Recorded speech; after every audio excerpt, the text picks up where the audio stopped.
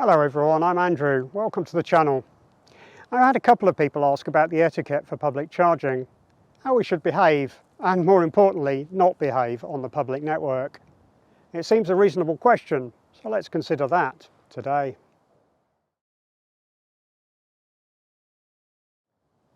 The public charging network is a shared resource and a limited one, at least to some extent, so we need to consider how best to behave when using it. Some of the rules are enforced through technology, as we'll see as we go through, but some things are based on good manners, so there are some subjects we should discuss.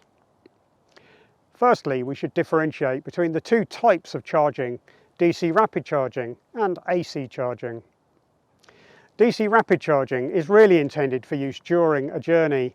It's for a quick stop within a leg of a journey you're making. That's quite an important distinction. When we make the move from a petrol or diesel car, an ICE car, it's important to make a mental shift regarding our method of refuelling. With an ICE car, we are used to taking a car somewhere to be refueled. If you can't charge from home, you might be tempted to think that DC rapid charging is the equivalent and intend to do that once a week or so. However, that's not really the best use of the network resources, or your time for that matter. After all, there's also an AC charging network, and that's what is intended for your weekly charge in that scenario. AC charging is for a slow and steady top-up, with us using it near where the car already is. If you can't charge at home, therefore, have a look at where your nearest AC charge point is, either near home or near work, and plan to use that for your regular top-ups. That's because of the speed of that top bit of charge, the bit that you might choose to fill if you are doing occasional top-ups of that nature. You see, charging from 10 to 80% on a DC rapid charger is usually pretty quick, but the top 20% is quite slow. People don't really appreciate you sitting on a rapid charger for a long time, and that's exactly what you would do if you tried to fill to 100%. So our first bit of etiquette is to avoid charging to 100% if a site is busy. A DC rapid charger is an expensive bit of kit, and because of that they will always be slightly limited in number. That means we need to play fairly with them, use them and then get off them as soon as we can. A couple of networks encourage you to get off a charger once you reach 80% through fees, most notably Tesla. If the site is busy and you choose to charge above 80%, you will get charged an extra fee per minute, I think, after 80% is reached. Not everyone does this, and even with Tesla, it only applies at busy sites. But the best thing is to assume it's the case and get off as soon as you can above 80%. You should also not sit idle on a DC rapid charger. Stay there after charging is completed. With most networks, that is encouraged by additional fees known as idle fees. Idle fees often apply from when your car stops charging until it is unplugged, so do yourself a favour and those around you by getting back to the car before charging stops and getting it unplugged quickly. At this point, you might wonder if it's possible for someone else to unplug the car when it's done, the next user. However, in the UK and Europe, that's not possible.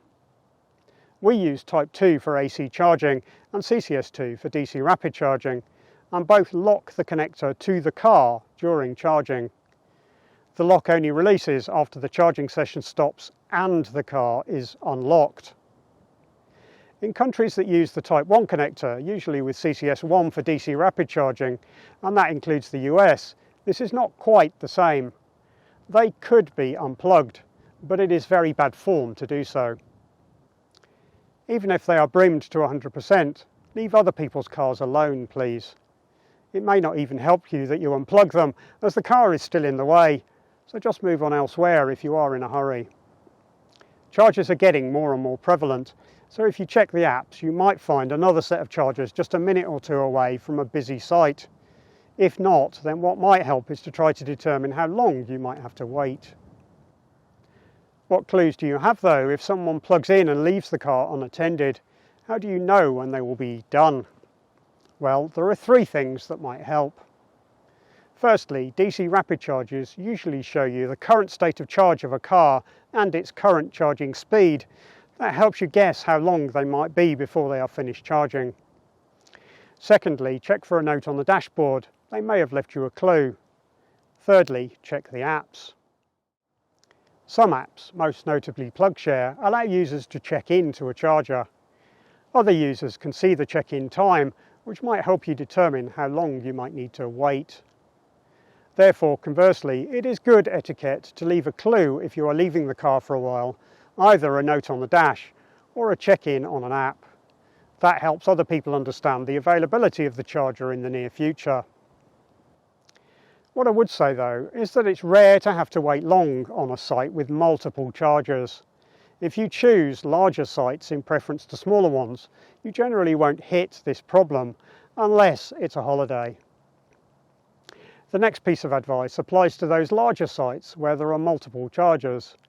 Some sites have a mix of different power chargers, some medium and some hyper fast. In that scenario, if you have a choice from the available chargers, use the slowest charger you can, the lowest power one that exceeds your car's maximum power rating. An example of this is my Renault Zoe. This has a maximum DC rapid charging speed of just 46 kilowatts. It can't ever use anything more than that. Therefore, at a motorway services with grid-served DC rapid chargers, I would use a medium power charger in preference to a high power charger if one is available. A grid-served high power charger is capable of delivering 350 kilowatts. That's what it will say in all of the apps. So there is no point me plugging into that if I can leave it for someone who can benefit from that power. Instead, a 50 kilowatt charger is fine for me and my car. When it comes to DC rapid charging, there are a couple of other pieces of etiquette, things specific to Tesla superchargers. These are only a problem with older sites, but if you see one of these hollow superchargers, check the number at the bottom. If it's just a number, then you can plug into any one, but if it's a number and a letter, then try to find one where both letters are unused. These older V2 superchargers share power between two posts. If you plug into 4B, for example, when 4A is in use, then you are reducing the power to the other car. If there is an open pair where neither A nor B are in use, then use those instead. That means both you and the other user charge as fast as you can. V2 and V3 superchargers look quite similar. The difference is whether there is a letter with the number. V3 just have a number. If it has a number and a letter, A or B, then it's a V2 supercharger that does this power sharing. You can also identify a V2 supercharger through a charging app. V2 superchargers offer a maximum of 150 kilowatts, whereas V3 and above are capable of delivering 250 kilowatts or more. If the app says 150 kilowatts, then it's going to be a V2 dispenser. Even at a V2 supercharger, both connectors are there to be used. You can use the other post if there's nothing else available, but if there is an empty pair, then it's better for everyone if you use that instead. The other thing to say about V2 and V3 superchargers is that the cables are quite short and they are handed. Superchargers are designed around Teslas, which have charging points on the rear left side of the car. You should match what Teslas do when choosing which connector to use. It should be on the right of the bay as you look at it. That matches with the rear left of the car when a Tesla reverses into the bay. If you can't make the cable for the bay you are in reach your charge point, then don't use superchargers. They are only suitable for certain cars, and it's not fair to use multiple bays if the layout of your car doesn't fit with their design. I don't use either V2 or V3 superchargers, partially because you have to start and stop charging through the app, which is a bit more of a faff, but also because I'm not sure that the cable would easily reach the centre charging point of my Renault Zoe. However, V4 superchargers have much longer cables and a screen, so I do use those. Alright, that's about it for DC rapid charging. Let's now discuss the AC network. When it comes to AC charging, things tend to be a bit more relaxed. However, you do still need to consider the parking situation. Some sites, particularly commercial sites like supermarkets, motorway services and especially fuel stations, have a time limit applied to parking. That time limit causes those sites to be unsuitable for prolonged AC charging sessions, such as getting a full charge through the working day or even overnight. Shell fuel forecourts in the UK, for example, almost always impose a 45-minute time limit to an on-site stay, so they aren't really much use for that slow and steady top-up and should be avoided by those who can't charge at home. Instead, if you're in that position, what you need to look out for is residential charging points. These usually have far fewer restrictions on parking and usage, and so are usually suitable for an overnight charge. You tend to find these on residential streets, and they tend to spring up as local councils get their levy funding sorted. They don't yet exist in every town or city. It depends how on the ball the local council have been in getting the network started. However, they are coming bit by bit. So if you can't charge at home and the residential network doesn't exist in your area yet, then have a bit of patience. Wait and see what happens before diving in and getting an EV. The situation at hotels is a bit mixed. Some chains have started rolling out AC charge point for guests, but it's not super common yet. If you want that sort of facility, then firstly use it as a filter in your search. Sites like booking.com now allow you to filter accommodation by whether charging is available, so use that to find an appropriate location. Secondly, mention it at any place you stay that doesn't have charging. Ask the question even if you already know, so that staff increasingly understand our interest in it. Hopefully that will slowly sink in, and charging will become more widespread. The AC network is slightly less mature than DC rapid charging network in the UK. This is the bit that needs the investment now. We largely have rapid charging sorted. The big bucks have been spent on them. Now the cheaper AC charge points need to catch up and be more widely available. The good news is that government are aware of that and funding is available to help, but that's a discussion for another day. Whether using residential or hotel charging, try to be respectful of it as a resource, but don't go mad. It would be very generous to get up at 4 AM to move your car off a charge point, but it's unlikely anyone would plug in at that time, so I'd suggest you stay in bed. You ideally want to move it when you can, so that the next person can use it, but you don't have to get up specially to do so. A couple of final points in case they need making. No matter whether you are doing DC or AC charging, our infrastructure and the people using it need our respect. Firstly, don't think of bays as EV parking spaces.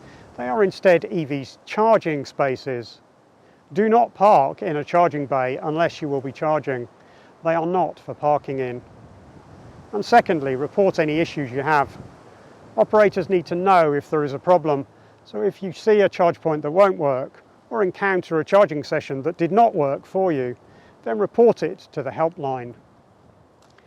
Whilst you can report issues on the third-party apps, such as ZapMap or PlugShare, getting the information directly to the operator is the best approach. If we all do that, then any issues get ironed out before the next person has a problem. Someone avoiding a bad charging session is better than them having to overcome it. In summary, respect the public charging networks and their customers. Use them when you need them, but get off them when you are done. In some situations, fees will make overstaying unattractive. Even if those fees don't yet exist, assume they will eventually. Charge point operators need to make back their investment, and that should happen through charging fees. If charging points are unavailable regularly because they are blocked by cars that are not charging, then operators will take measures to recoup their investment in other ways through other charges. Unplugging other people's cars is generally not an option. Type 2 and CCS2 do not allow it, and although Type 1 does, the car remains in the way, so don't bother trying. Finally, keep an eye out for parking restrictions. Even if a charge point is intended for long-term use, a session of many hours, there might be a time limit on parking in that location. Right, that's what I know. Now over to you. What do you think I've missed? Do you have any pieces of etiquette you have encountered that is of benefit to everyone else? Let me know in the comments below. Keep an eye on the comments section for additional advice and ask any questions you might have if I haven't covered something of interest to you. I'll see what I can do to get your query resolved. If you've liked this week's video, then it will be a huge help to me if you click the thumbs up button, and I would love to have you as a subscriber of the channel if you want to see more from me. Thanks.